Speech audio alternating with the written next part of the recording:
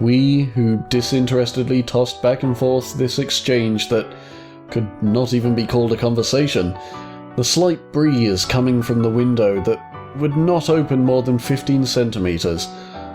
From time to time her hair would sway, and as if in agreement the flowers at the windowsill would too.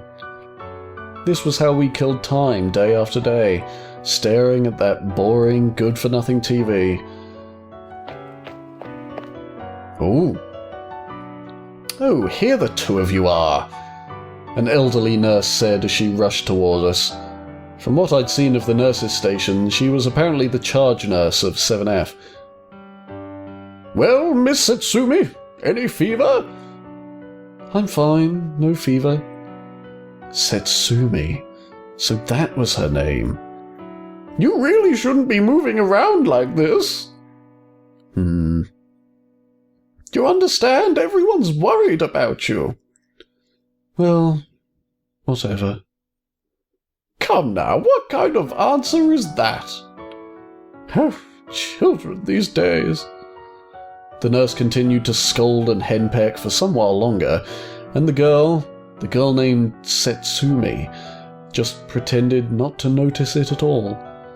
She simply stared straight forward at that boring TV, paying the fussy nurse as little heed as she could. "I'll be coming later to draw some blood, okay?" With those words, the charge nurse went back to the nurses' station. "Hey, well, mind if I call you Setsumi?" I asked this as I stared at her white vinyl ID bracelet and at the blood type and the name written therein. Is something the matter, Setsumi? Why are you calling me that? Huh? You're younger than me. Hey, why am I younger than you? Nothing, that's just what I thought is all. It wasn't that I was offended that she called me younger than her, it was just that no matter how I looked at it, I thought I was 5 to 6 years older than she was. That's why I took out my driver's license from my breast pocket and handed it directly to her. Ha ha ha ha! So, that grungy, grotty old driver's license that's been in your breast pocket for, like, months, just in this he's got to just keep putting it in there, like, it can't just still be in there from the first time. See? I may not seem it, but I'm 20. Okay, we're actually getting some ages now. Okay, finally, we're putting the pieces together. So you're younger after all. She only took a glance at my license. Oh, now, I can't tell if that was her or me. I say me, her or the guy. She only took a glance at my license before handing it back to me. I don't really get what you're saying. It doesn't really matter, I'm just a little older than you are, that's all. She murmured as expressionlessly as ever. Her eyes were fixed on that boring TV, all right, but it also felt as if she was gazing at something far away. After they'd taken my morning vital signs, I snuck past the nurses and boarded the elevator. "Oh, where's he going? What you doing, you rebel?" When I got to 1F, I walked out the outpatient clinic doors and walked outside of the hospital. My goal was the place that I'd been told about not long ago. The faraway B station, not the nearby A station. It wasn't that I wanted to escape or anything. At 7F or at home, none of us died anywhere else. That's what I've been told. And this B station, which this girl named Setsumi had apparently been to so many times. That's why, at least just once, I wanted to see this place with my own eyes. It's not as if there's going to be any guard on duty. Even so, we were inhabitants of 7F, different from other inpatients, and thinking of vague maybes so early in the morning, I headed toward that station. My legs settled into a lazy gait as I glanced sidelong at the people commuting to school or work. After about 25 minutes of this, I arrived in front of the station. roughly 4 bus stops away when I calculated it out.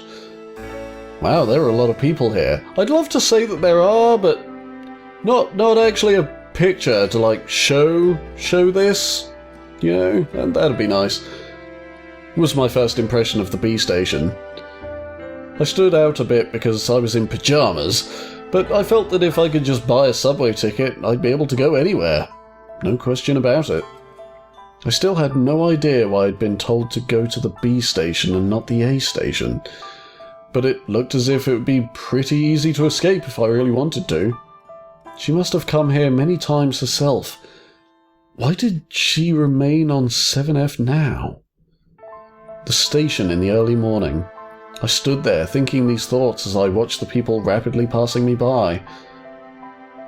That night after lights out, bored of manga and unable to sleep, I wandered through the hospital alone. Certainly it wasn't supposed to be allowed after lights out, but we of 7F had a peculiar kind of liberty. So in the presence of no light, in the pitch-black stillness of the lounge, that was where I found her. Hey, have you been looking outside today? Yeah. The darkened interior. She did answer me, but she continued to stare out the window as if she'd not. I immediately launched into what had happened today. Oh, by the way, I went out to the station today. The B station, just as you taught me. I see. But her response did not change. I'd thought that she'd react with something because she'd been there before too, but now that I thought about it, the fact that she was here meant that she had no intention of escaping in the first place? I'm going to be going home soon. What? She opened her mouth abruptly and spoke as if she'd seen right through me. But next time will be the 3rd time, so we may not see each other again. Yeah, I guess. Probably. What she was talking about was a temporary discharge from the hospital. She told me that nobody was discharged from 7F more than 3 times. Unlike the elderly, given the progress of our diseases, this meant all the more to young people like us. Her "we may not see each other again" was filled with that kind of meaning. Oh, which one have you decided on? Decided on? Where you're going to die? When that word death came up so abruptly, I was at a total loss for words. I don't know. I haven't thought about it yet. I see. It's just your first time, after all, she murmured, looking desolate. Certainly, it wasn't as if I was going to exist here forever. Just like everyone else, I would be admitted and discharged, slowly grow weak, and someday I'd have to choose in the end, here on 7F, or at home surrounded by those fake smiles. I don't want to die at home, but I don't want to die here either. Then what will you do? I guess the only thing is to go somewhere while I still have the strength to. Somewhere? You can't be this girl who was staying here on 7F when she could have escaped any time she wanted. When I thought of that, do you have any other place to go? Do you want to stop me? What? Or do you want to come with me? Well, no, that wasn't what I was thinking about. Then don't ask. She was staring out the window as she spoke, dispassionate, not looking at me once, the same as ever.